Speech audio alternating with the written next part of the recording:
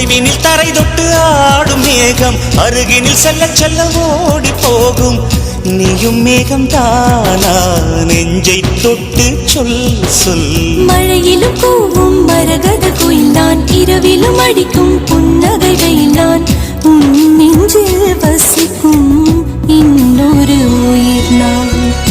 வெள்ளி மலரே வெள்ளி மலரே, நேற்று வரை நீ நெடுவனம் கண்டாய், ஒற்றை காலில் உயரத்தில் நின்றாய். மஞ்சள் மாலை மழையில் நனைந்தாய், சித்திரை மாதம் வெயிலும் சுமந்தாய். இத்தனை தவங்கள் ஏன் தான் செய்தாயோ?